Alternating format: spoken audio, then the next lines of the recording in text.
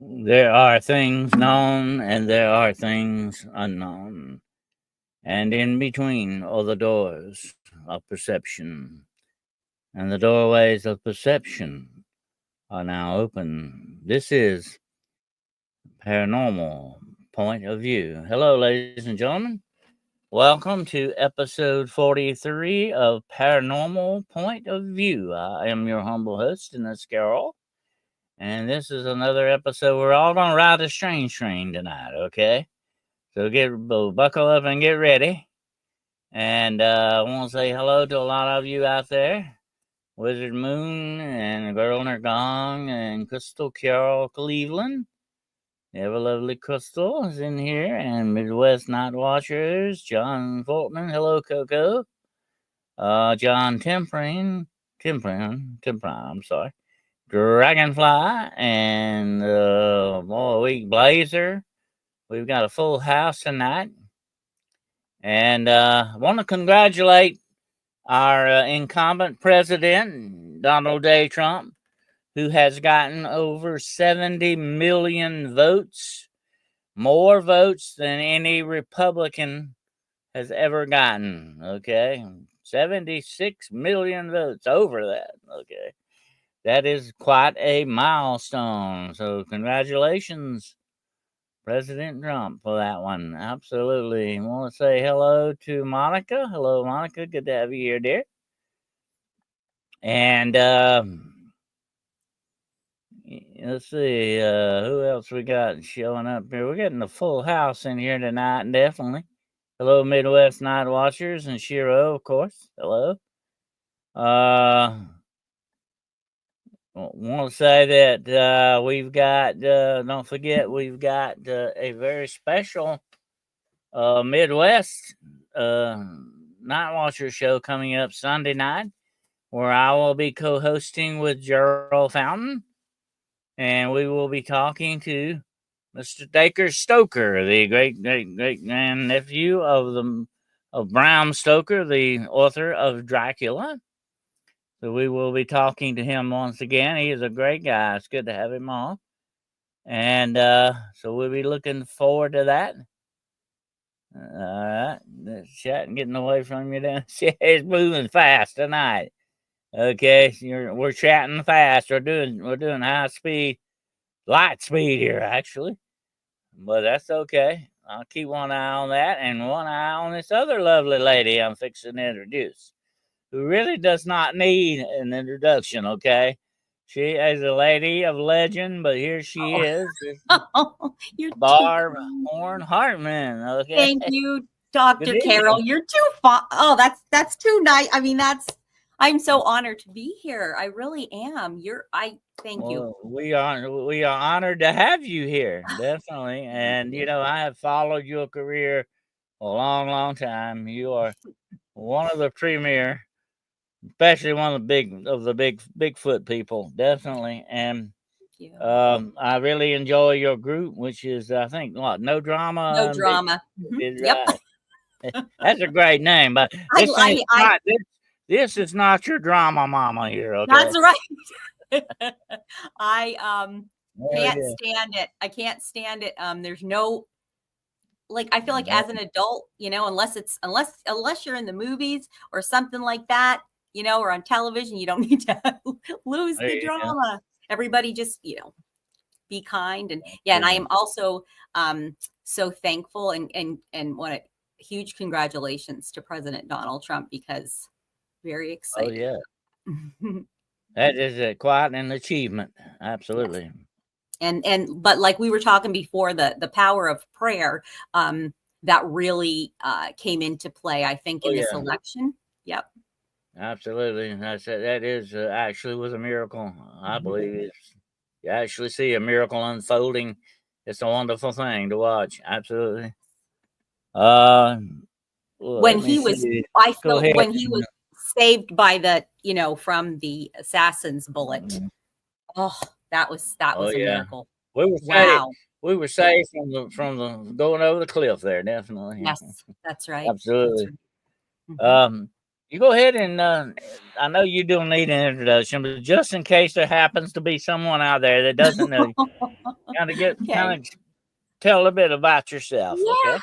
Well, I mean, this has really only been going on with me since 2018. Look, as far as Bigfoot, I've always had, I guess, like a fascination, I guess you'd say. When I was a little girl, my father showed me the Patterson-Gimlin film. And talked about it, and then we watched some of the older like movies, Legend of Boggy Creek, and I had said to him, well, I said, do you have you ever seen anything like that?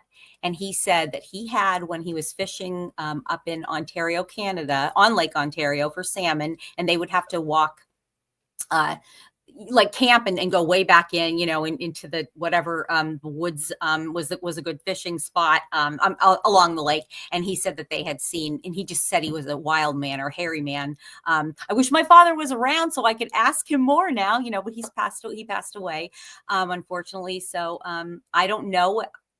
My dad was like such a kidder. So I don't know whether he was serious or not, but I don't think he would have, that's like a lot of information that he gave me. And he did seem like he was very interested in them too. So we would watch the documentaries, and I always like the documentaries more, like with the, I call them like the forefathers of Bigfoot, John Green, Renee DeHinden, all of that, all of them. I'm forgetting. I'm sorry. I'm forgetting. But yeah. And so I always tended to go more the documentary route. So when we moved to our current home in 2017, it was in the fall of 2017. We live on the Puget Sound in Washington State, and I live on a peninsula. It's very, very rural, and there's a lot of woods around. And I knew that there's a lot of reports of Bigfoot in this area, but I didn't think that they would be like living in our yard. We saw evidence of them in very early in 2018. My husband actually found some big footprints in some gravel and dirt that's kind of like under our house. Yeah, because we live on the house sits on a steep kind of downgrade. And so so he was actually the one, which was interesting because he's more of the I can't say he's a skeptic anymore, because he's had some experiences that he can't explain. But so then sorry, so that was 2018 when he found the footprints. We didn't really have any other signs. I had heard some amazing and like scary to me at the time calls when we were camping in southern Washington State in the Gifford-Pinchot National Forest. That's when after I heard that and came home and was listening, I mean, like I was really convinced, okay, I don't know what that was. And then let me see this. So that was August of 2019. Then in March of 2022, we had a whole hillside in our backyard overnight dug up by something. And it's like what kind of holds the hillside together is just a mesh of very strong. It's called winterberry or bearberry or kinnick people will call it. Very matted together, patch of, and it's hard to get through this. If you're trying to clip it, you need really strong, we've broken little instruments, tools, trying to get through it. And that was dug up, and this stuff was just ripped apart. And so I said to my husband, like, what in the world? And we knew it wasn't a bear because we have a perimeter of security cameras around the property. There's no way that that would have been the only thing I feel that could have done that, but there isn't, bear could not have gotten by that perimeter. I said, what do you think? Maybe like a raccoon? And my husband was like, no, I don't know. That's, way too, they're not strong enough. They're not that strong to do that. So then the next thing was, so that was March of 2022. And then in late August of 2022, we were kind of cleaning up around our house. We kind of cut some dead stuff we thought were dead, in the forest next to us, trying to make sure that our house was fire safe for wildfire season. And it was really nice looking, really cleaned out. And I think within a few days, we look out and there's a big tree break and a twist and a break. And we didn't had any type of weather to do that. It was like the perfect tree break, about 15 feet up. Then 7 days after that, there was another tree that was, had been like kind of pushed over and broken off, not broken off. Yeah. A little bit of a break, enough that it would create, and it was tucked under the original tree. So created this perfect X. And then they started to weave like blackberry vines through it. They started to stick things in it. That's when it was like, okay, there's really something going on. And I had talked to some people that, are researchers, and they said, okay, it's time for you to start to, document this stuff. And so I just took a little hike around in the area that I normally do. And I decided to take my phone with me, and I decided to keep it going, because I was told that if you want to see one, don't have your phone going. And I was not ready, absolutely not prepared to see a Bigfoot. So I'm like, okay, I'll just keep my phone going. And then I won't see one, because as much as I wanted to get evidence, I was not ready. So and it ended up that I actually got growled at about an hour into the hike. It was like a double grunt. And then that, which I totally forgot that my phone was, I had my phone, I totally forgot, because it was hanging in a plastic lanyard around my neck. So when that happened, I kind of backed up and thought, what should I do? Well, like, of course, I'm just going to go home now, because I was kind of terrified. Then I got this immediate feeling of like extreme vertigo, a little bit nauseous, but not really, not like I was going to throw up or anything, just nauseous, completely like disoriented. So I'm like, what in the world is happening? And I was thinking, am I having a stroke or a heart attack? Like, what's going on? But I was just, too kind of overwhelmed. And then all of a sudden, the feeling just left me. I mean, I was completely normal. It was weird. It was like a wave came over and then it was gone. And then I realized that I wasn't even walking toward my house. Which was so weird, because I had been walking for probably about a minute. But no, not toward my house. I was actually walking like toward a ravine that is between my house and the forest, the woods that I was in. So correcting my course. Very disoriented, is that right? What's that? I'm sorry. Mm-hmm. What did you say, Dr. Carol? I'm sorry. I said you were very disoriented, right? Absolutely. Absolutely. Yes. Yeah. So then I corrected my course, started back, and that feeling hit me again. And this time it was even stronger. And I was so scared, like, that I wasn't going to make it out of the woods, which it's not that far from my house. Like I couldn't see my house, but I could see, we have an outbuilding that we call a carport. I could see the roof of the carport. So I just kept walking. I just kept thinking to myself, like, just keep watching that. Mm-hmm. Again, if you're having something, if I'm having a stroke or something, just keep watching that. If I can just get to the property line, just get to the driveway, my family will be able to find me. I told them that I was going out for a hike anyway, so I knew that they would eventually.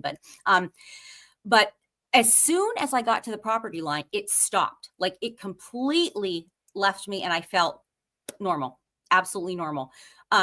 So people have suggested that I was probably hit by infrasound, and that's really that's the only thing that I can think of, because I've never had that feeling before. I've had it once since then, but I have not had that feeling ever. And I came inside. I was telling my family, then I realized, oh my gosh, I have my phone going around, it's going. I wonder if I got that grunt on, recorded, but I looked down and my phone was dead. So I'm just telling them what happened. They're kind of looking at me like, yeah, okay. Like, oh, you got grunted out, really? Plugged my phone in, and as soon as it came up, I realized that I had gotten the grunt, the double grunt. And so if anybody's heard, and I know people have like about what is it, Expedition Bigfoot, there's kind of, people are on the fence about or either side of the fence about how reality is with it, or is it just, a lot of just like, drama, entertainment. But Russell Acord got a recording, a double grunt this season. I think it was episode 5, and it was exactly what I heard. Exactly. And you just kind of said, "Oh well, I've been there before." Yeah. You know what was neat though is because I was not able to get it that clear, because it was like there was leaves, dry leaves, so I'm crunching, like I'm crunching through the leaves, and for some reason I have a tendency to like, I'll talk kind of to myself, kind of to the, just to the woods, whatever, the birds, the squirrels, and I had hummed right before. It was like I always do that. I don't know what it, and so between that and then the crunching, and it was a little bit windy, it was very hard to hear it. You could hear the double grunt, but you could still hear it. As a matter of fact, Gerald that's on here, he was kind enough to try to isolate and amplify the sounds, and he wasn't able to isolate it because it was just too close. But it's great to get evidence, whether it's accidental or not. Right. Yes, it verifies what you've been through. And I've said this before, and that's and other things of the paranormal nature and all that stuff. You see something, okay, that's your word that you see it. But when you've got collaboration, that's real evidence then. That's when it becomes evidence, if you've got collaboration. Even if it's not a person, even if it's an instrument, like what you're talking about, it gives you collaboration. That is hard evidence, when you look at it that way. Yep. And I knew when it grunted at me, it was like, it's not apparent in the recording, but it was a different kind of, it was a kind of different feeling. Like it was this, like if you're at a zoo and a lion will roar or something like that, it was like I could feel it in my chest. Yeah. I knew that it was not a dog. I mean, it could have been, again, I don't think it would have. We have bears here. When you hear it, Barb, it's different than anything you've ever heard before. You know what I'm saying? And you recognize that right off the bat. Yes. Yeah. And so then after that, I very soon, they started to, I guess you'd say, like, kind of give our security cameras, like, I know that they must be, I know that they're aware of them. They're IR cameras, so they will go on. Like once their motion's detected, there's a little red circle that a human can see, and then there's a light that that an animal or possibly Sasquatch can probably see that is not obvious to human eyes. You can see it through another camera, but they quickly started to, like, I would have 20 notifications of movement overnight and there wouldn't be anything. So I thought, what if I just try to listen in and see if I can hear anything. And that got me I was able to hear some things in December of 2022. I started to be able to hear some, and it sounded just like a bunch of gorillas, like kind of, silverback gorillas making noises at each other. Then I realized that I could actually, I wish I knew this before, I can actually record. So now what I do is I will, several times a week, I just kind of do, like I say, like a round robin on all the cameras, and I'll just turn one on, listen to it for a while, and I immediately turn the recorder on. And so I've been able to get some pretty decent audio, and I was able to have some of it verified by Chris Hensley, who well, there's a lot of talk about these Bigfoot having a communication with each other, where they've got sort of like a language. You hear them mumbling like a little bit. You can't understand it, of course. It's a different language kind of a thing going on. But I think these guys are very versatile, Bob. I think that they're very versatile in the fact that they can do bird calls. They can do other animal sounds. They can even mimic your voice sometimes. That's what I've heard. Yeah. I've never experienced that, but I definitely, as far as a human voice. Now, there was one recording that I got And it wasn't evident until it was isolated and amplified, and that was JJ Messenger had done that for me. And he actually said, when I think I put it on my page, and he said, Barb, I swear that there's like a phrase in there and it sounds like a human, like a man saying something, and it actually said, go hide, and you could hear it. And then it was this like you're saying about this exchange between, I'm sure it was between two, Sasquatch 2 or 3, like the kind of the grunting and the like under, and it's almost like they're whispering, but it's so deep and like throaty that you can really just hear that. And so that was interesting. And I don't know what that go hide. I mean, it's Well, there's a lot of conjecture that, they listen to us. They watch us very closely. Yes. And there's 2 reasons I think for that. They're very curious, but they're also always, they've got a survival instinct going on. And of course, they're going to watch somebody that could be a danger to them, out in the woods, especially if you're carrying a gun. They know that, We've talked a lot about that, being able to smell the gun and all that, but they can see the gun too, okay? Yes, right. Because they know what your intentions are and that you can be very dangerous. So I know without a doubt they're watching us very close. And they're also listening to us very closely. And I think they may be able to pick up a few words that way, that they can use. Yeah. I've heard the theory that they say they can actually mimic human voices. I've heard that too. Yeah. Could be. So that's interesting. Yeah. Yeah. I would prefer that it's a Bigfoot and not some sort of a, like a spirit or something, but I don't know. And I know it wasn't a human that said it, but let's go back just a minute to that description you were talking about when you got nauseous and you kind of got sick. You know what? A lot of people have experienced that. And not just with Bigfoot. I'm talking about any type of supernatural or spiritual encounter. That's right.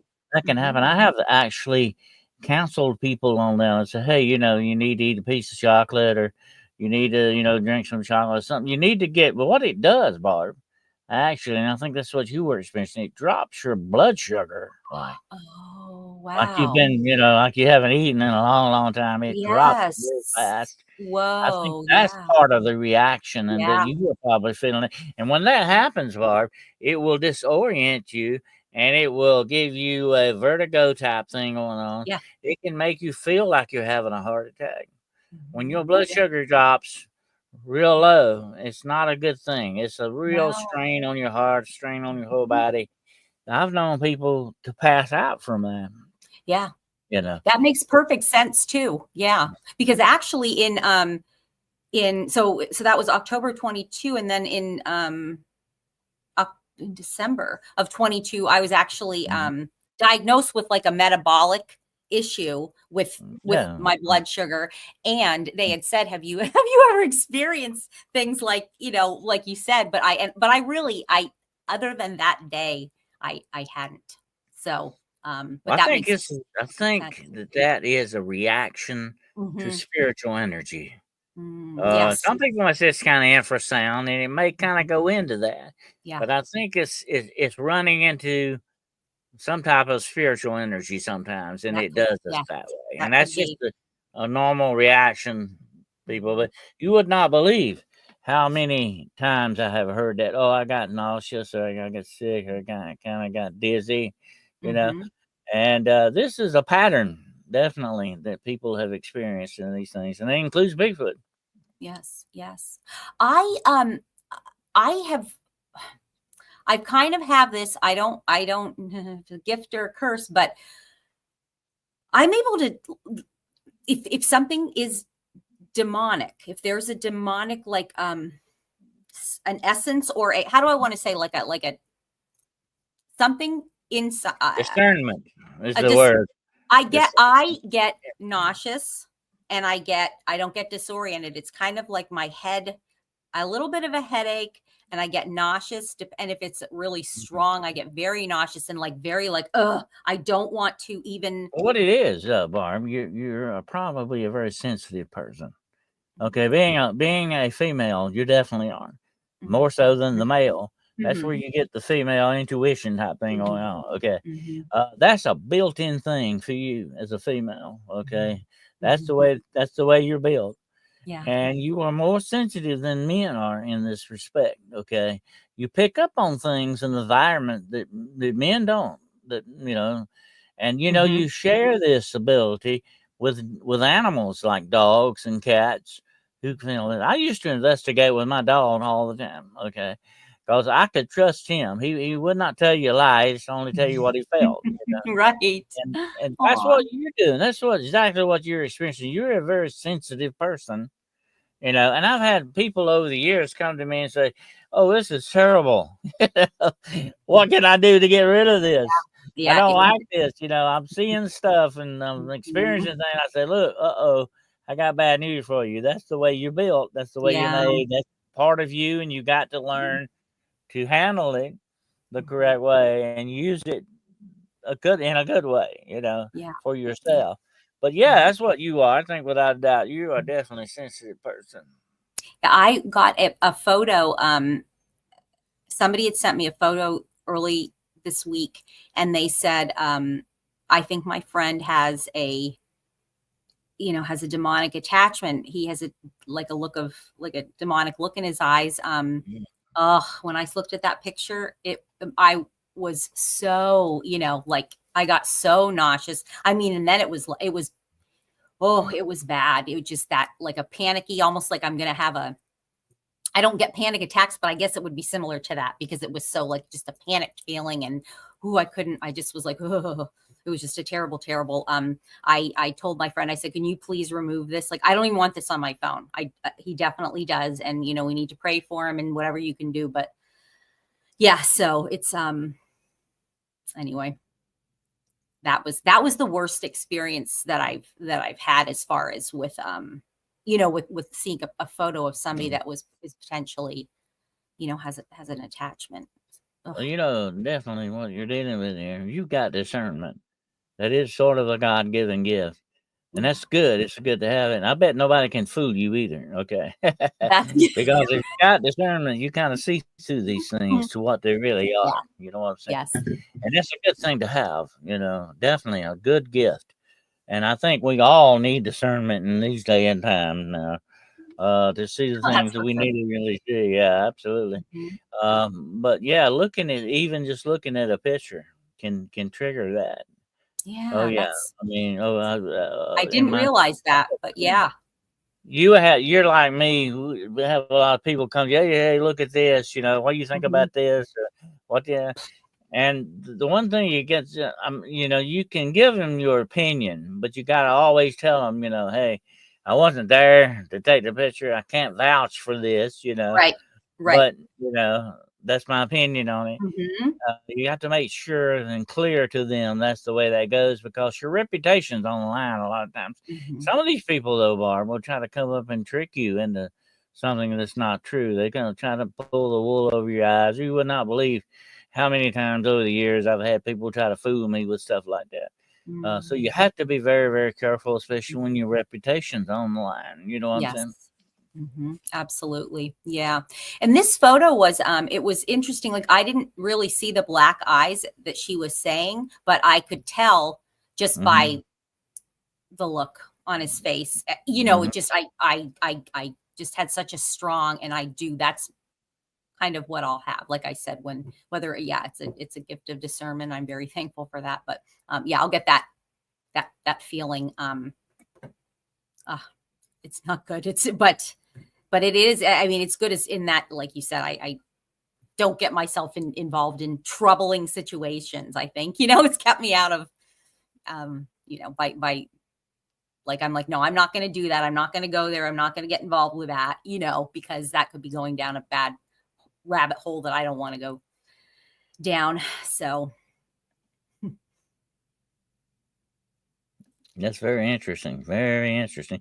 I was just looking at the comments here. Somebody said, "Are they good demons or bad demons?" No, I'm afraid not. mhm. Uh, they're Mhm. only out for one thing and one thing only, and that's usually generally your destruction. Yes. So you can't. I've had people, Barb. I had somebody ask me not long ago. So I got a demon in my house. Can I learn to live with it? Mm. And I said, "No, that's not going to work out.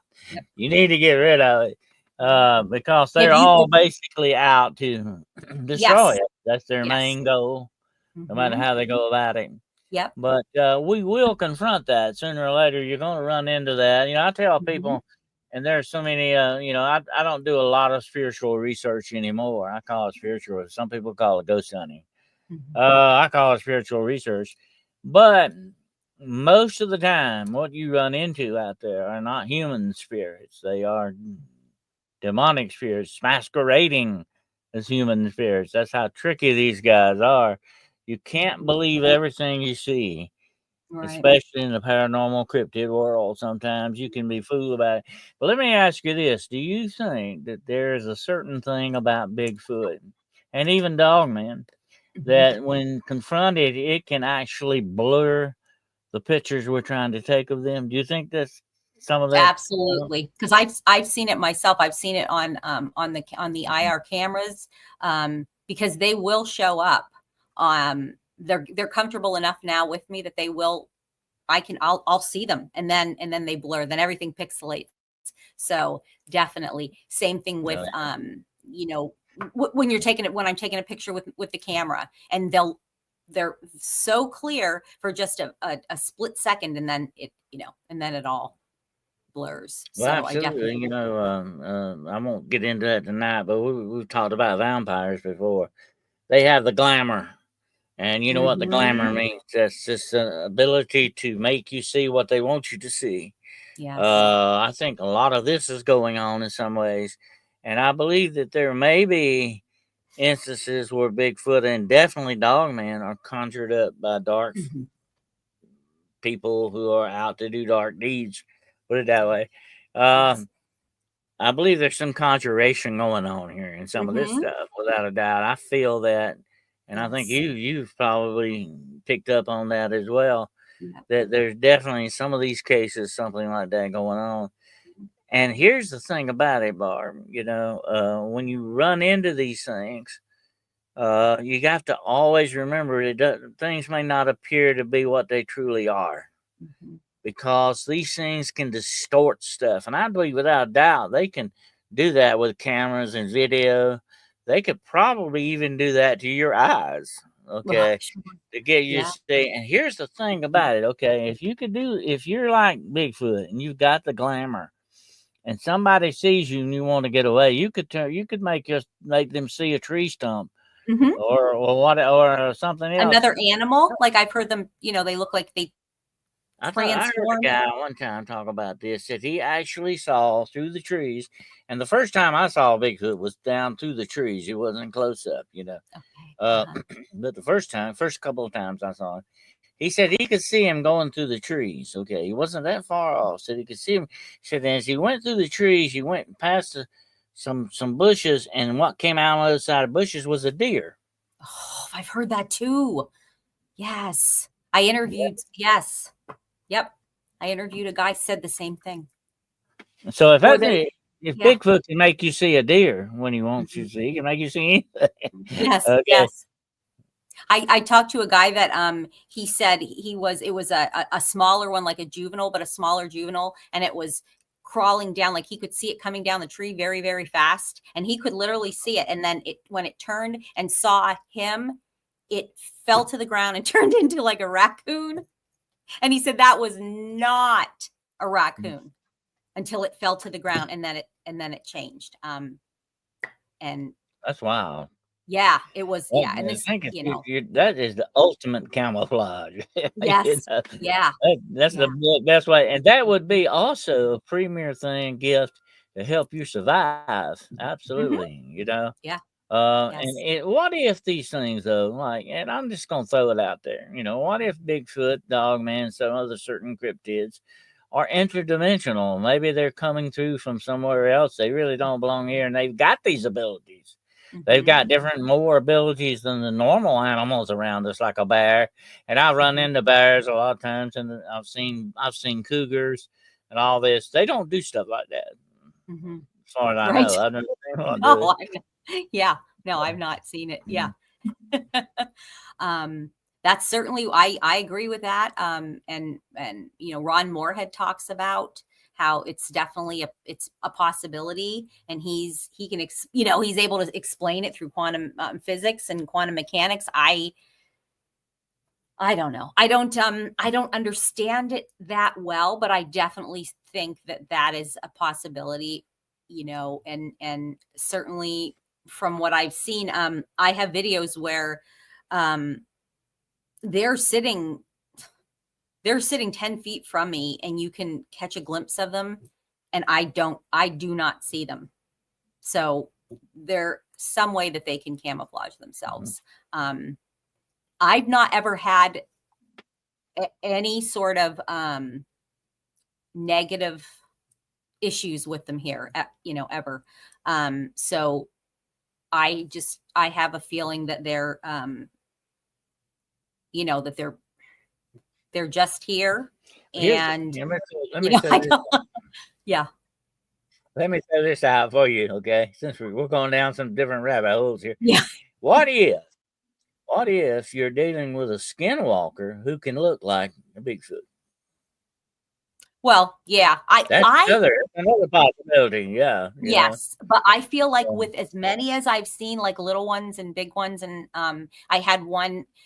I don't know if it was an older juvenile or if it was a young female, but she stood up and had a baby, a little baby Bigfoot, and she had it. That was one of the first ones I saw that, like, I looked at her and she acknowledged me, and then she stood up and she had this little baby Bigfoot on her hip, and I was like, oh my gosh. And I'm like, oh, thank you for showing me, your baby. So I don't think in my situation, I really don't. I don't think that is in my situation. Because there's just been, I've seen them now. They literally, if I don't have a phone or a camera and they just kind of are there and let me see them. Not all the time, not every day. And it's not super close up. It's about maybe like 100 feet away, maybe. It's not very close. Now I did see one in August of last year, in August of 2023. And that was a little one that was sitting in a bush alongside, there's a path between our house and the woods, the tree line. And sometimes I can see they'll come out at dark. I can't really see them like with my eyes. Like I can, in the peripheral kind of, you can see movement. And they'll start to sit and just watch.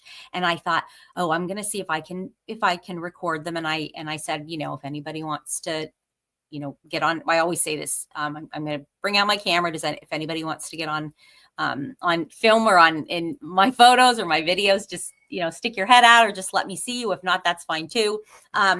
Something told me to kind of like to stick the phone in this bush, and as soon as the phone adjusted to the darkness, because it was getting dark, and in the bush it was completely dark, there it sat, and it had its legs drawn up like it was sitting on its butt. It had its legs drawn up like and it was like clutching its knees like with its arms, and it had its hands like this. And so I could only see from the bridge of the nose, like up, and immediately when like we locked eyes and it went down like that. And I screamed and ran. And then I felt so bad later on, because it's like, oh, maybe I shouldn't have reacted that way. I don't know. I felt bad. Because that's your first instinct, Yeah, of course. Yeah. But I think that's fight or flee. Help me to take like away the fear, because I don't want to hurt their feelings by, and I actually got some, like, I guess you'd say mind speak. I don't know. One night I was, just like, I was playing music and stuff, and talking to them on my deck and on the side deck.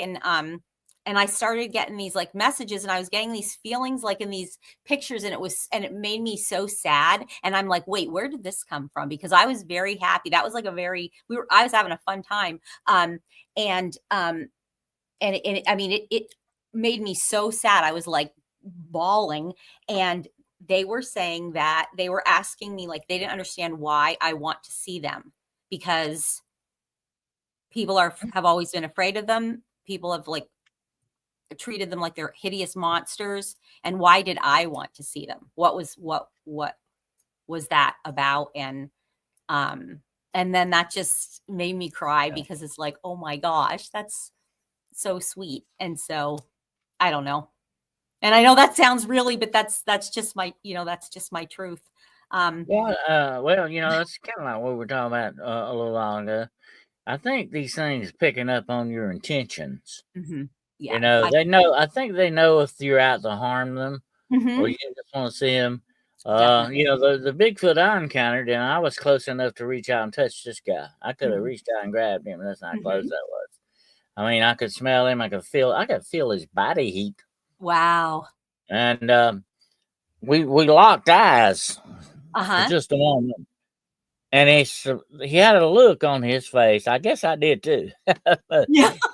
Kind of surprised, like, "Oh, you see me?" Yeah. Or something. But it wasn't real surprise. It wasn't way out. But it's just like it's that little mild surprise, like look on it. And then he stepped behind a very large white oak tree there.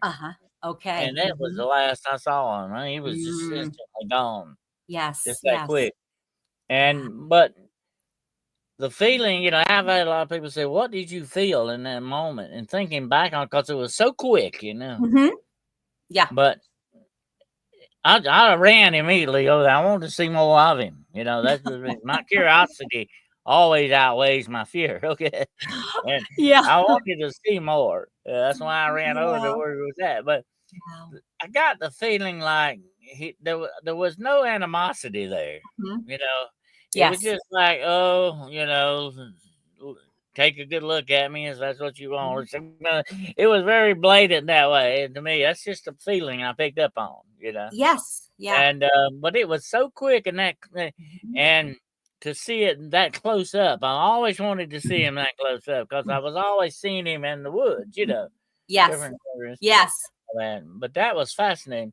But that's the thing about I've had a lot of people ask me, well, your word, what do you think he did? I don't know. To this day, I cannot tell you how that thing got away because it was huge. He was 8 foot or more. Yeah. Because later on, I measured the limb. He was like, his head was just like maybe a few inches below this limb. And I measured that limb. This limb from the ground to the limb was over 8 foot. Yeah. Okay. Wow. So he had to be over 8 foot. He was big. How could anything that big get away from you that quick? And I looked in the ground. Did he get in a hole? I looked up the tree. Did he go up the tree? Where the heck did he go? Looking down through the scrub barb, there was no way anything that walks could have got down through there without me seeing it. Oh my God. Quick, you know what I'm saying? Yes. You tell me where he went. Yeah, and that's exactly and we hear reports of that. That's just like, wow. Yeah, where do they now? Is that a case where he did some sort of camouflage? Did he I don't know. Step into a portal? The only thing I can think of is he had to step through one reality to another. He had to. That's the only way I can see that would happen that way. And here's the thing about it, and I've seen this over the years. I think it goes with the demonic and everything else. When they go from reality to reality, in other words, when they go sometimes from the spiritual and into the physical realm, things happen in between there. You may see a shadow, you may see light, you may see different things that happen, but it's very quick. Okay, just like that encounter I had with him. That's the only thing I can think of. That's the only explanation I can come up with is him stepping out of this reality and into another. Yes.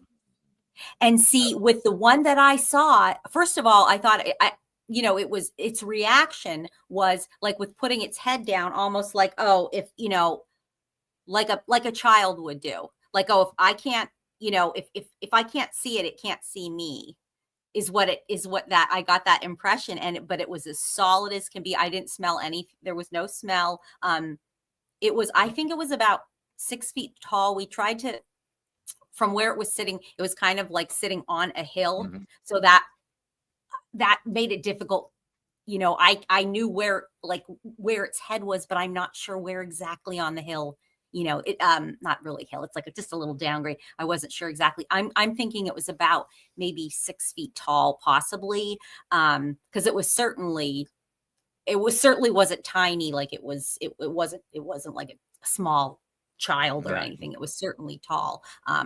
But its behavior was like, was like that of like a small child, or like a baby raccoon. They'll hide their eyes. And I've actually like seen a young I'm sorry. teenager type. Yeah. Yes. And I've seen them do Well, that now, on my cameras let me here. say this: the one that I Yes. saw was muscular, but he Oh, wasn't like, you see in a lot of depictions, got great big muscles. He wasn't like that. yeah. He was very muscular, bigger than a regular man would be. You know what I'm saying? Mm-hmm. But he Mm-hmm. wasn't real big. Yeah. I'm not gonna say, but probably the one I had, he hadn't eaten in a while or something. I don't know. But anyway, he wasn't that terribly big, but he had a very human-like face in many aspects. What I saw of it, Mhm. and I'm not saying exactly like a man or a woman would look, but it had very human-like qualities to it. Put it that way. And Mhm. he still had a lot of hair, and his hair was like like your hair you got now right now. It was hanging down like that. Yeah. You know what I'm Yes. saying? Long. Mhm. Yeah, it was long on him that way, and then the hair on his arm was Yes. hanging down. Yeah, So so it's kind long. of That was the one that I yeah. saw. Oh my gosh, the hair was so long on it. I remember, Mhm. and even on the legs, it was so Yeah, thick. I believe that I saw toes, but but it's like you say, it happens so quick. yeah. Sometimes it's like it happened, but you're just like, woo. Your It's reality is almost like seeing an image in lightning. You know how you yes. light something like that, you see an image. Yes.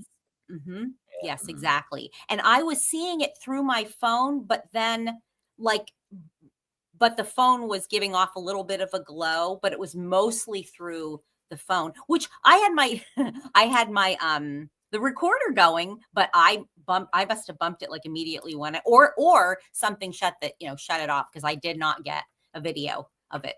Um I Yeah, just that's yeah. aggravating. But let me Well, ask you a yeah, question. Have you got a FLIR? Have you got a FLIR? I was somebody had lent me a FLIR, and for like Mhm. 6 weeks I couldn't get anything on it. I couldn't get anything except That's a that good yeah, instrumental. I'll tell you why, because Bigfoot and Dogman, they put out a big heat signature, yeah, that's and what they say. that FLIR can really, Yep. yeah, My give you son-in-law, eyes that you don't have. he was here last year and he had one. The only thing that we saw, which kind of makes sense. I think that we could see like two, like probably heads, like moving around in above the brush, but I think the brush is so thick we couldn't see any other part of them. Right. Um, Mhm. so, but yeah, I'm gonna that's tell you something I something want. else. I'll tell you something else that I've noticed, years, and I've done a lot of tracking on these things. Uh, do you have a large body of water around there somewhere? Yes, yes. The Okay, all Puget right. Sound is That's right where in you know. front. That's where you need to watch for him at, because everything sooner or later comes to water, whatever it is. And Yeah. here's one other thing, and I've noticed about Bigfoot that I never thought about, and for a long time. He uses trails just like we do, Mhm. Mhm. because he can move easier that way, and it makes Yeah, sense when you think about it. That's the way absolutely. to do it. Even rabbits do that. Yes, They have right. rabbit trails, and so Yep. he's using that, and that's Mhm. another thing you watch for out in the Mhm. woods. Keep your eye on a Yes. trail, because that's where you may see him as well. Yeah.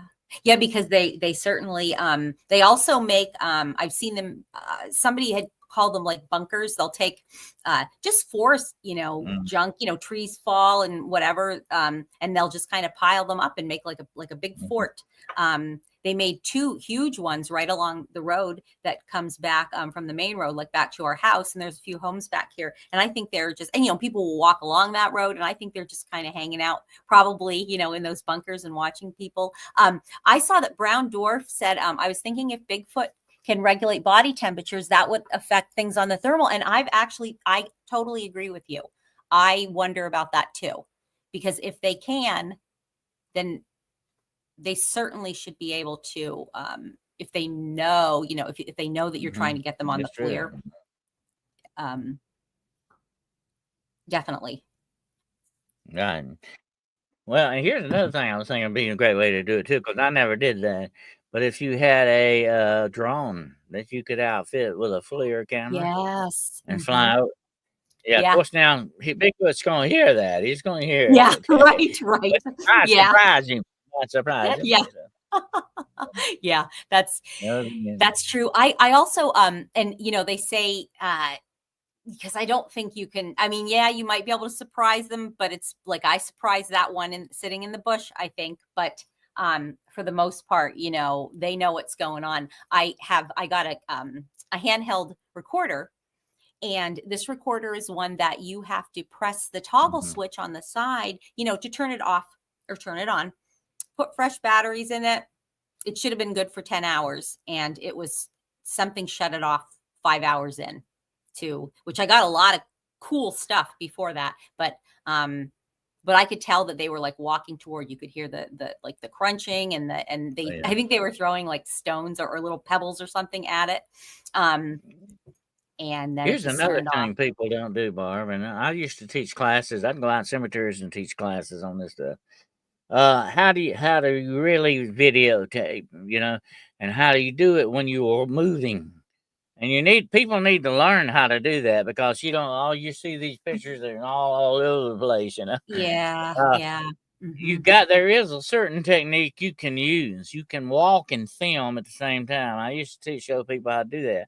You can do it without the camera moving so much. It's going to move no matter what you do. But what I'm saying is you want to hold it down to a minimum as much as possible, especially if you've got something like Bigfoot or Dogman in your sight. You don't want to be doing this. You want to stay on your subject and stay on your target. People, here's the bad thing that people do, Barbara. They move with the camera. You know what I'm saying? Yes. Yeah. Because now move over here and then move back there, and you don't need to do that. You need to keep it on the target, because all people are seeing are bushes and all this on the side, or somebody's dog over there or whatever. You don't. Why are you turning it? Why are you moving? And when I see film like that, when I see video, I get very suspicious of some of that, because some of it is very obviously staged that way. You know what I'm saying? Yeah. You have to be very careful what you're looking at all the time. I think people that, like, in their defense, well, first of all, I mean, like you're saying, it's kind of a learned, we're not taught. I'm just a regular, mom, grandma out there, like video, recording. I'm not like a professional or anything, but so yeah, I definitely want to learn. But I think that a lot of times you don't even see these things. Like, I will get something on film I'll record something and I don't see it at the time. So I'm saying, like, when I'm watching the video, I'm like, wait a minute, where's that? What's that thing? Like, oh my gosh, like, I wish I would have went back. When I'm reviewing the video, like, oh no, I didn't get it, or and that happens, and that's frustrating. But no, I definitely know what you're saying. And it's just, it's just something that I try to walk a little bit and then stop, and just kind of pan around slowly, take some pictures. But that just comes with, with learning what works and what doesn't. Well, the number one rule of any investigation, I don't care what investigation, whatever it is you're investigating, the number one rule is take as much photo and video as possible, because you don't know what's going to show up. You might be getting something in the background, you don't know it. That's what I always used to tell people: take it. Oh yeah, I want to see plenty of pictures. I want to see a lot of video, because you don't know what you're going to get, and you might get lucky though. That's the thing. Yeah. I wanted to, you know what? I did an upgrade like an upgrade on my phone, because it used to say like how many videos and how many photos. I have 16,073 videos. Photos. And then I don't know how many, I just see how many, I don't know how to tell now how many videos I have. Geez. Because like I said, that might be videos. I don't think it is. Well, you like me, I don't have a whole lot of room left on my phone. Well, we had to like max out, and because I said to my husband, I'm sorry, this is too important. Like I need to, I'm not sure where else to put I think these it's very things. important.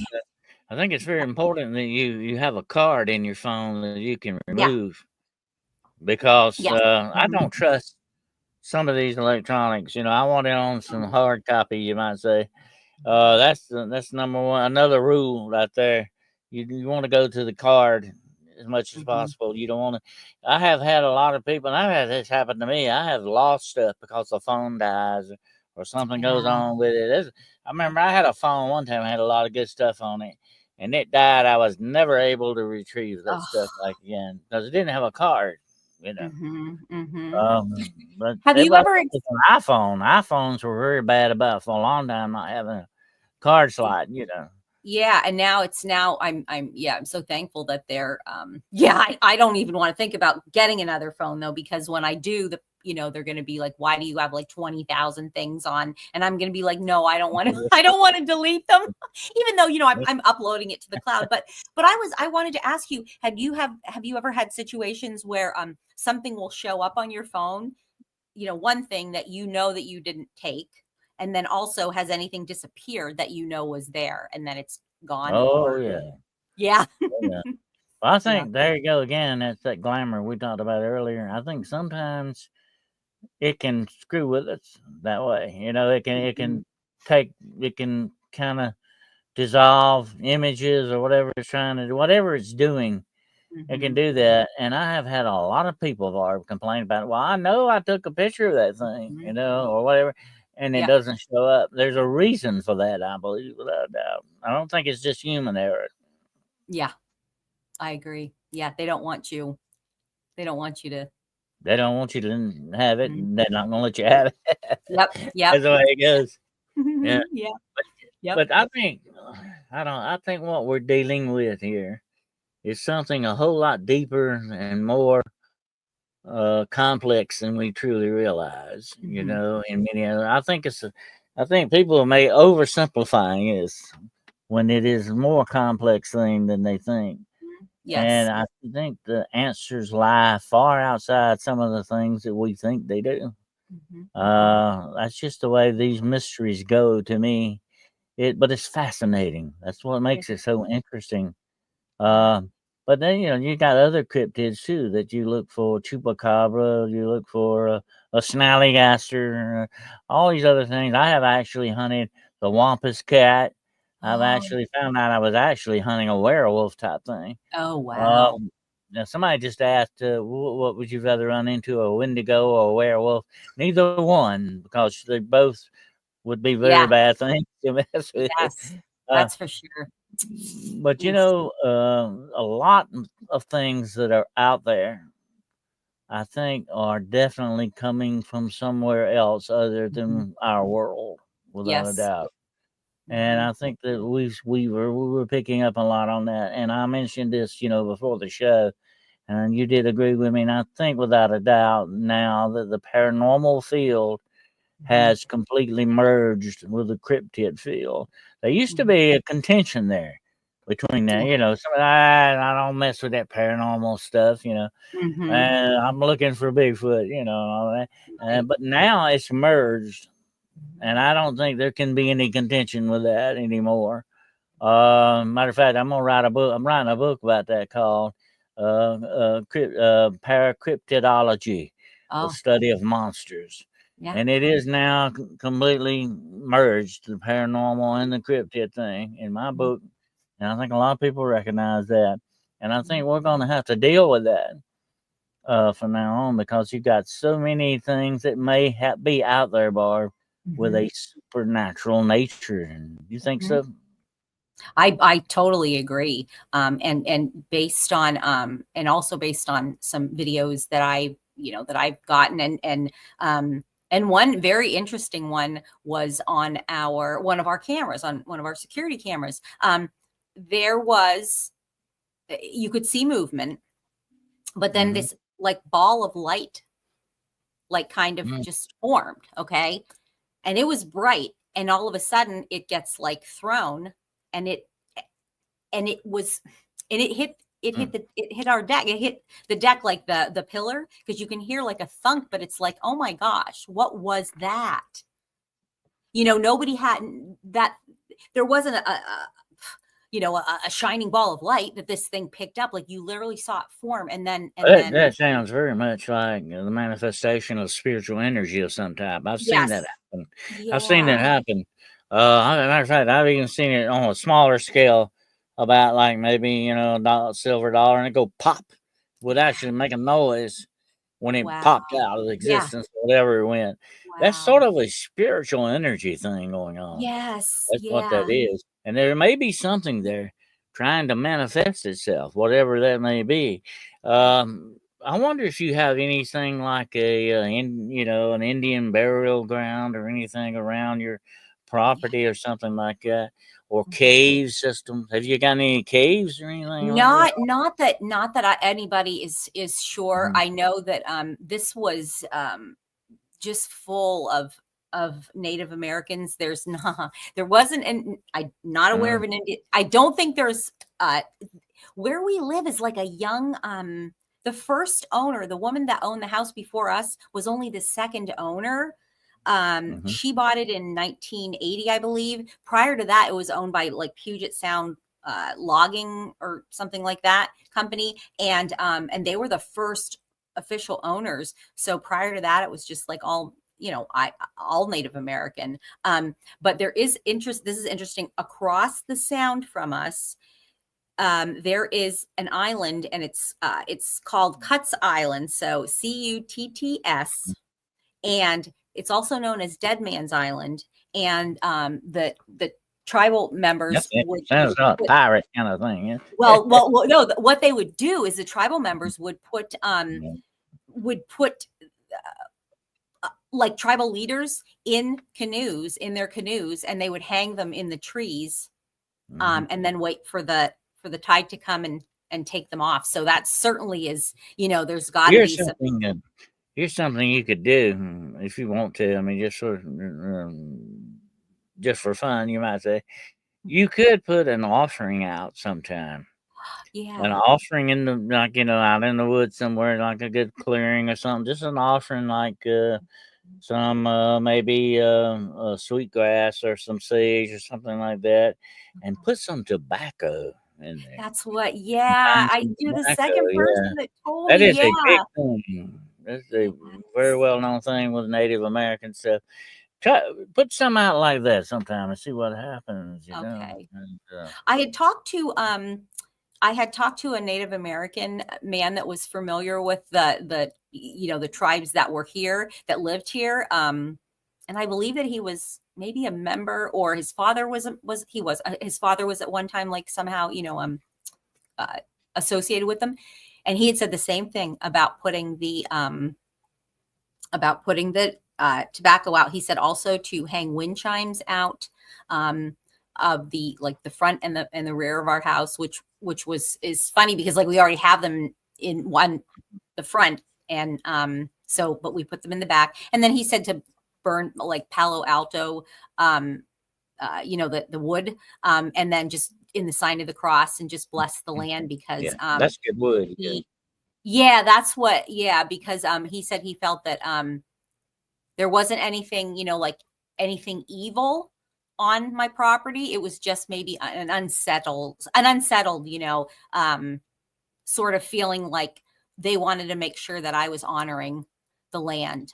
And I definitely want to do that. I definitely want to make sure that I'm honoring the land. I had a case very similar to that one time, where there was a very bad haunting of this farmhouse, and actually I come to find out the history, and that's a good thing to always look for the history of a place, and that gives you a much, much better understanding of what you're dealing with sometimes.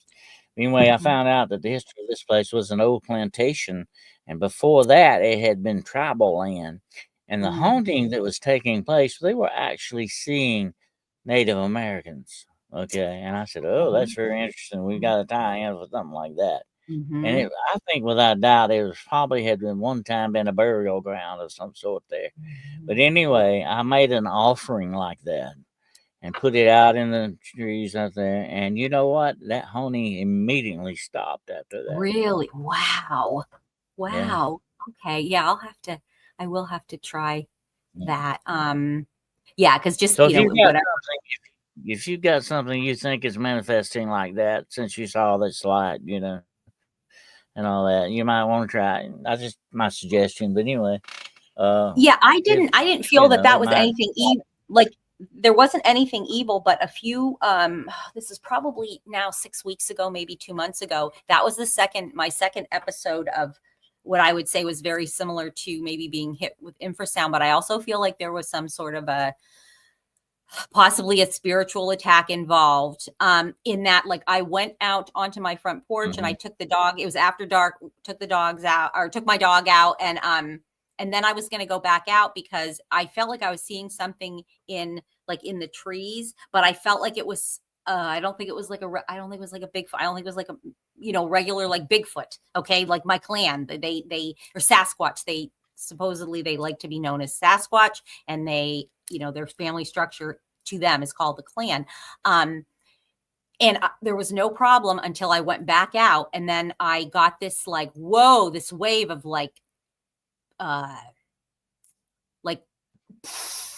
fear, like absolute terror, like what, went inside, and I'm thinking, wow, what's that all about? And then all of a sudden I was struck with not disorientation, but like I was so sick, and I vomiting for hours. I was so sick. And then I just had to I had to go to sleep. My husband was very concerned. He was like, I think that I should take you to the hospital. And I'm like, just like, I feel like this is a spiritual attack. Just pray for me. Because I feel like this is a spiritual attack. And then I was fine like the next day, but that was where I was kind of then consulting with okay, what am I gonna do? Definitely sounds like a spiritual attack. And I'm going to say this: very sensitive people are, well, we all are, I think, to a lot of different people, are getting spiritually attacked a lot here lately. I don't know what's going on with that, but I've heard a lot of complaints about it. I have myself experienced it a lot lately. I think there's some bad forces in this world that are coming up against us, and we're picking up on that. And good things are happening, but when good things happen, bad things try to happen too. That's just the way that goes. Right. That's I think what you being very sensitive, definitely you need to watch out for that and be aware that you can, you're sort of open target. That's just the way it goes when you're very sensitive to these things. But there are certain things, precautions you can take to guard yourself and everything. Palo Alto wood is good to have around your house. Some things like that. But the best thing, of course, is to wear a blessed object, be it a cross or a medallion or whatever thing. And to me, if you've got something like that, it's not your faith in that. It's just like a symbol of your faith. It's sort of what I call a hook. You can kind of hook your faith on. It puts it in your mind, and there's a connection there, and it sort of triggers your faith. Put it that way. Oh, for sure. Yes. So it's good to have a blessed object, and I told this to people: if these things try to attack you in your sleep, be very wary about that, because you're very vulnerable when you're sleeping. And you're in the sleeping state. You're almost very close to death in some ways, in that way. And these things know you're vulnerable. They will attack you that way. I've been attacked many times that way in my sleep. They will do that. And one good way to guard against that is to have a little sea salt around your bed. Oh, okay. Not on the bed. It can be around the bed. Okay. And that I'm gonna tell you, salt is an amazing thing. It is the number one purifying type thing, especially sea salt. I don't use table salt. That's not real salt. No, Sea salt is the way to go. So you kind of guard yourself that way. There's certain things you can do, but it's just that here's the main thing: you keep that positive in you, that love of God, that positive light. Yes. You keep that in you. and let it overwhelm the darkness. Mm-hmm. That's the main thing, that you Yes. do. And that positive, that faith, that light, that armor of God, whatever name you want to Mhm. give it, it's that bumper against this negative stuff, and Yes. it will repel it like water off a Mhm. duck bag. Okay, Mhm. waterproofs you spiritually, so to speak. Mhm. And that's the good way to go with it. But we need to watch out about that because we are all being done that way. I don't like to see them doing things like where they make you sick and stuff like that. That's not good. So fight it. You know, Yeah. do Yeah. what you need to do. Yeah. Yeah. I had also wondered if there wasn't a component of, okay, let's say, the spiritual attack, but also um if it was uh their energy almost like hitting me to like, no, don't leave the porch. I don't know, like, because I felt like it wasn't anything that I didn't feel like it was anything that was associated with my clan. As a matter of fact, and this is the weirdest thing, I've never heard them make this noise. It was like almost like a like a woo woo, but not like an owl. It was literally like a man going woo woo. and and it was like when I'm like laying on the Mm. floor, the bathroom floor, like so sick, but I wasn't like out of my mind sick. This was not a hallucination, but I feel like it was outside. My bathroom window is on the second floor, and I feel like it was down on the ground floor, and it was kind of like, I don't know, like checking in, like checking on me.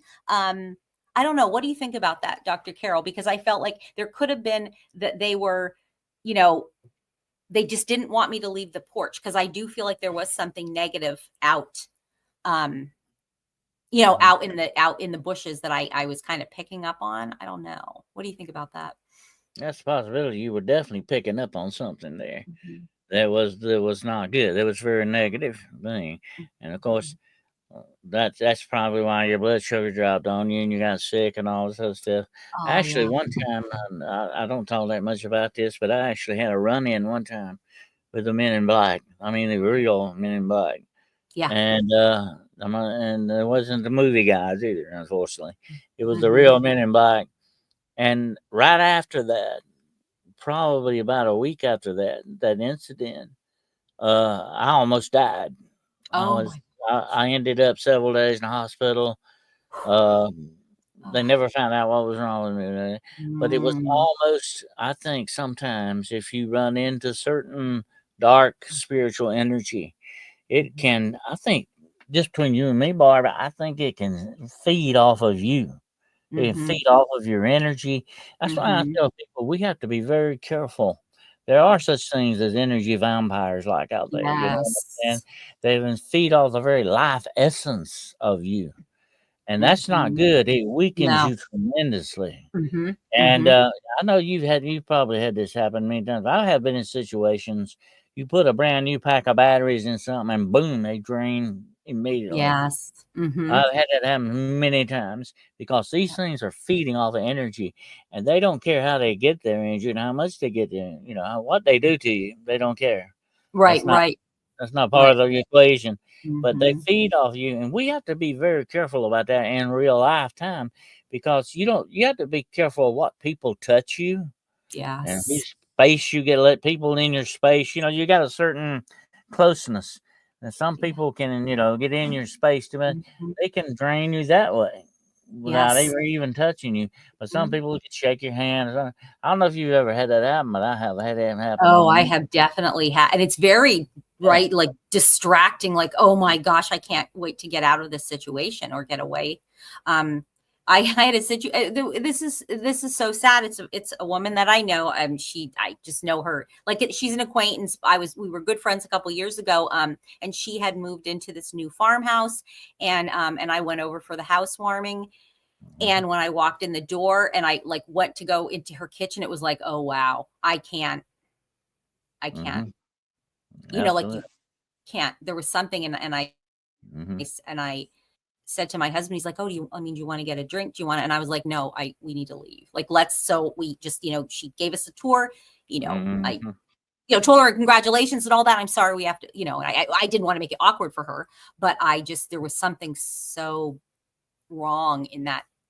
You're doing the smart thing there, because if you feel something like that, you need to pay attention to it, definitely. Because I think we all have a spiritual barometer type thing, a compass in us, and if it something triggers it, it's hurting our spirit. We need to back off on it. Yes. Whether if it's a movie, song, or situation, or people, or whatever the situation is.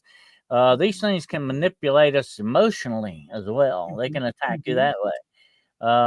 So when you were picking up on something like that, definitely you follow through on it, and say, "Hey, I'm not going to do that," or whatever. And you got to be very careful about things that you bring into your home. Oh yeah. That you yes. You're making. We made a joke about that, but it's very true. You need to take up the welcome mat. Yes, that's right. That's for sure. Have a welcome mat. Oh boy, that is for sure. Yeah, we lived in a haunted house. I guess it was when we lived in New York State, and I think what it was like you're saying, somebody there was the mother-in-law of the previous owners I think she was mentally ill, and then she fell into witchcraft, like the dark witchcraft, and she was doing and she would brag to the neighbors about it. And I did this, before we moved in. And so then when things started happening, finally a few of the neighbors were like, look, I don't know if this has anything to do about it, but she would brag about, like, she'd like get birds, steal bird, like, grab a bird and kill it. And like, oh gosh. So I really think that there was something, that was conjured up in that home. It was terrible. It was a terrible, terrible experience. We fortunately were moving out of state, thank God. So it was bad. Don't stop believing. That's good. Yes. Somebody had asked me a while back in the chat if I thought that there was a connection. I believe he asked, between Bigfoot and UFOs, and I have no idea. I really don't. I don't know. I don't have an opinion. I can't really have an opinion on that. I don't know. Well, yeah, these things take a lot of study, and you have to look at all the different angles on them.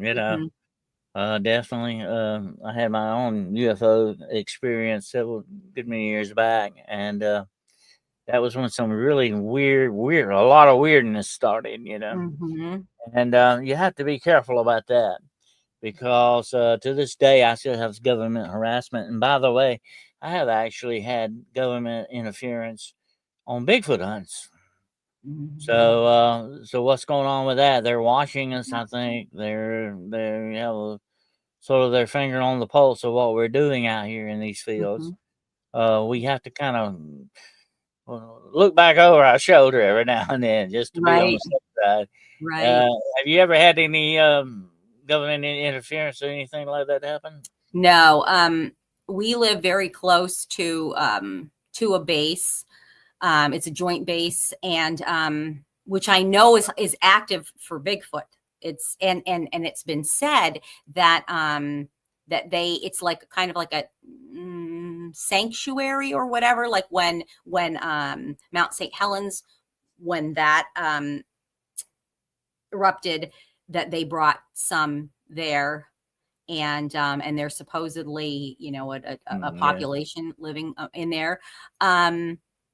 So anyway, so we do have a lot of, like air traffic and stuff, but I can't say that that it's ever, I personally have ever been, harassed or targeted. So that's interesting that you're living that close to a base, and a lot of times you don't see all the base. Most of it's underneath, Yes. That's the way that goes. This is the strangest base I've ever seen, because we've lived like around them. It is, it goes on for miles. I forget how many square miles. I mean, it is just huge. And there's, the fence, like the razor wire fence that just goes on and on and on and on and on and on. So I just thought we thought it was odd when we moved here, and we were like checking it out, like, wow. But then now, I found out there's been so many sightings and encounters. And then with that knowledge of possibly they, it's used as where when they don't know what else, they find them. And if they're injured or whatever, they don't know what else to do with them. And they take them there. I know without a doubt our government, knows that Bigfoot exists, definitely. Mhm. And Yeah. I believe to a certain extent it may be trying to weaponize that. The government is very good at weaponizing everything and Yes. whatever it may be. And I believe without a doubt they would not pass up the opportunity to mess with Bigfoot Yeah. because I they know think they definitely know with without a doubt it exists. The whole ranger, the park rangers know it. yeah. The DNR knows it. Everybody knows it, but they won't admit it. Yeah. Right. You I think definitely Dogman, I believe, has been weaponized. Mhm. I have talked to several people that have been visited by when they're having an issue with Dogman.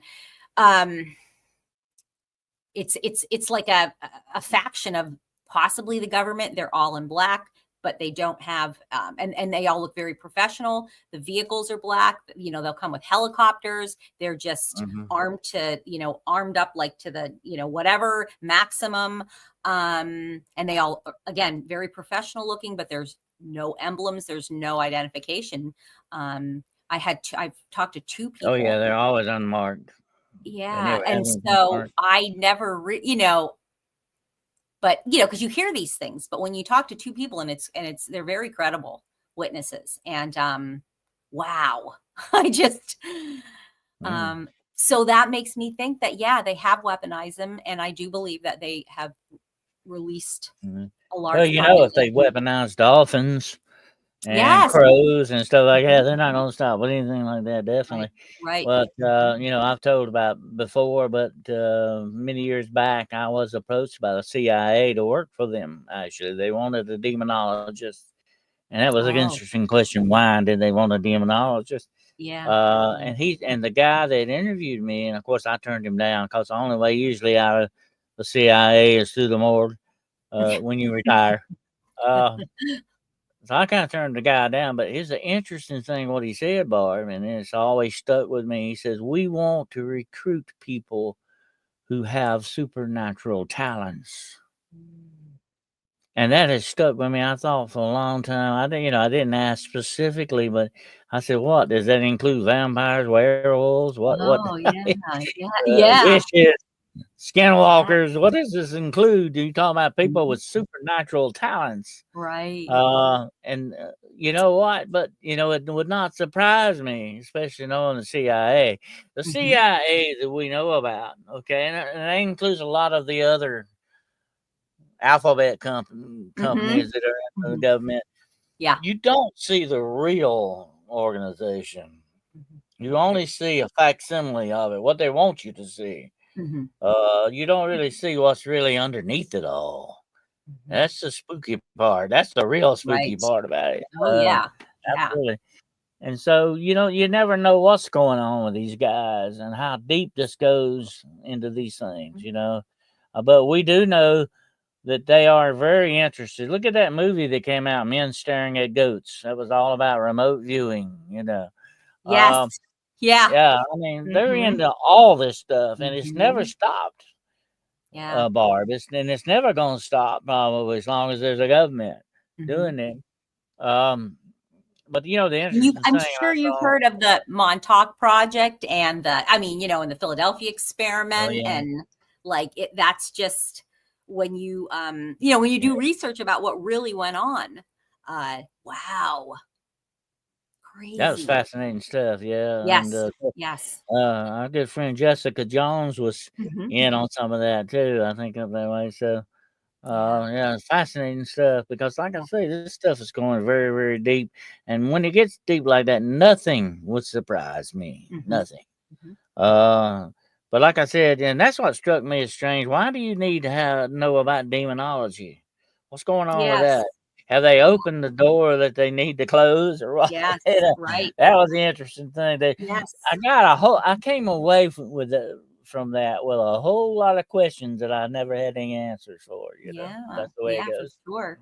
Wow. I mean, it wouldn't surprise me because we've heard that they deal with spiritual, like you said, the supernatural and paranormal. The one situation where there is a really good documentary that's out on YouTube that it's a group of gentlemen that are talking that were involved in these projects, and then it was declassified, so they were able to. I believe that was in the 80s, and this all went on in maybe like the late 50s and 60s. And they were talking about one of the things was that they kind of you probably heard about this, conjured.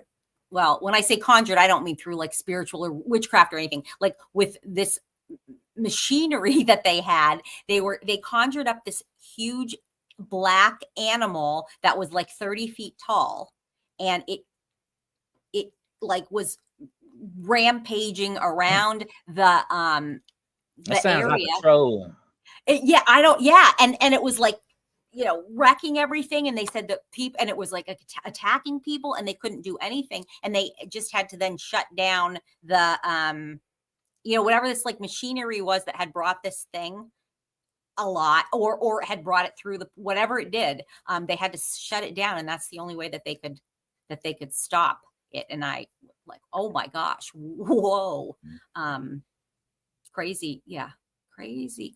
Well, there is a movie that if you ever get a chance to watch it, it's called Troll Hunter, and it was made in Sweden, but you got English subtitle on it. Anyway, it was a great movie because he was a real troll hunter, and he was covering it up. He was working for the government and all that. Wow. And it's kind of funny in one way, but it was, I don't know, sort of very folklore like in another way. It was a great movie. If you ever get a chance to watch it, I advise it. But it's called Troll Hunter. But these things were like 20 and 30 foot tall. Yeah. They were up there, buddy. And when you get something that big on your gates, you got a big problem, definitely. But that was a neat movie. That kind of would remind me of what you were talking about. I remember watching that movie. It's very interesting. But check it out if you ever get a chance. Okay. But it was really good. But it was the smart way the guy went about. He was just very nonchalant about it. I kill, I hunt trolls when they get out of line. I get them. It was right. It was a great way to watch it. But but it was neat how he was working with the government, and the government was covering it all up. And every time that the trolls would kill sheep or something, they would bring a dead bear in and leave it. The government would. Yeah. They would cover. You wouldn't know it was a troll. Make it seem right. Wow. Yeah, I don't know this. Maybe this thing wasn't. I have heard of that actually happening. Yeah, I heard about that actually. And I'll tell this right quick. I forget exactly where this supposedly happened. But anyway, they found out that this werewolf had killed a lot of livestock. It's a real werewolf. And that the government came in and contained the werewolf. That's what they call it, containing it. And in other words, they captured it. And they left a dead bear in place so that everybody would think the bear is the one that killed all the livestock. And that's how they covered it up. So that's supposed to be a true story. Yeah, certainly sounds like it would be. Yeah. That's strange. That's the way the government works. And they're very good at distracting you from seeing what's really going on. Yes, that is for sure. Yeah. I was reading a Bible passage the other night, though, that kind of covers all that. It said, one day, everything that is secret will be known. One day, maybe that will happen, definitely. Well, this has been we've gone about an hour and a half here. So this has been fascinating, Barbara. This has been really great. You drew this stuff out of me that I don't usually talk about this, Dr. Carol, all this stuff, but I feel comfortable, and I really I admire you, and I well, we're definitely gonna have to do a part 2 very soon. So I enjoyed it, though. It's fascinating, and your research is really very good and very important. It's good to have, especially if you've got something nearby like that, oh yeah, that's an opportunity you can't pass up. Absolutely. Sure. But I've been following your stuff, and you're doing a fantastic job with it. Absolutely. And we're going to look for some more good stuff in the future. and we'll stay in touch with you and see how everything goes. You want to tell everybody how they can reach you and what? Have you got a podcast? Yes. Well, yeah, I do a podcast on Bigfoot Outlaw channel. That is on Thursdays. It's called Open the Door with Barb Hartman.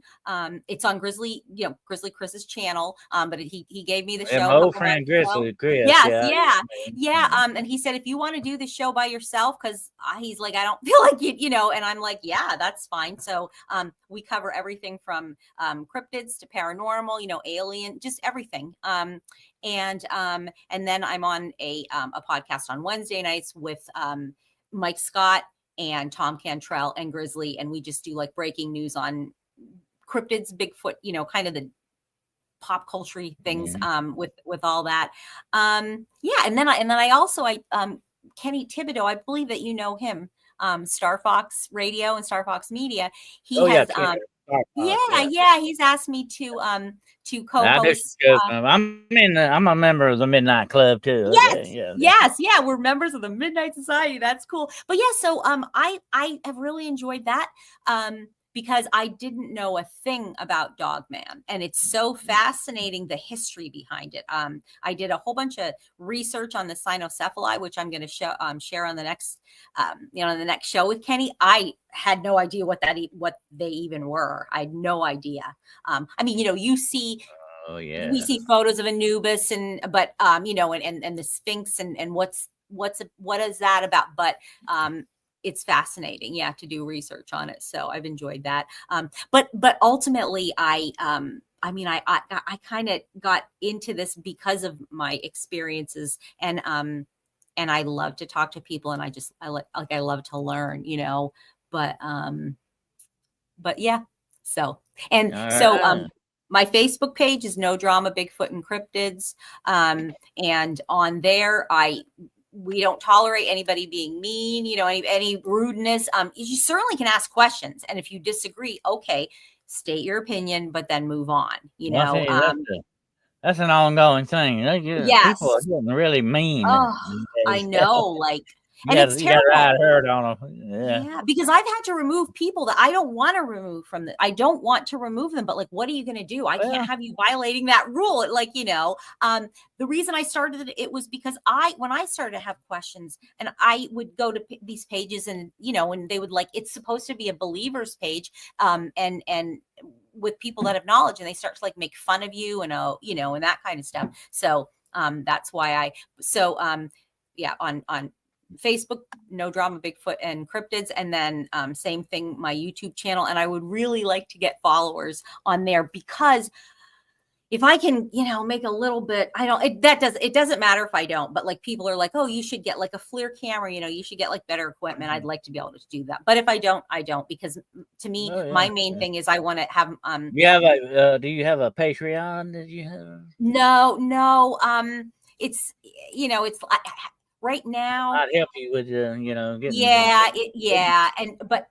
it's kind of I've been only at the podcast thing. It's about a year and a half now. So, it's all just it's overwhelming, because the main thing I want to do also is just build my, my relationship with my cryptids. And I don't want to jeopardize that. Oh, thank you, Carol. Yeah, I'm also on TikTok and I just put the quick some of the videos I have, just little quick ones.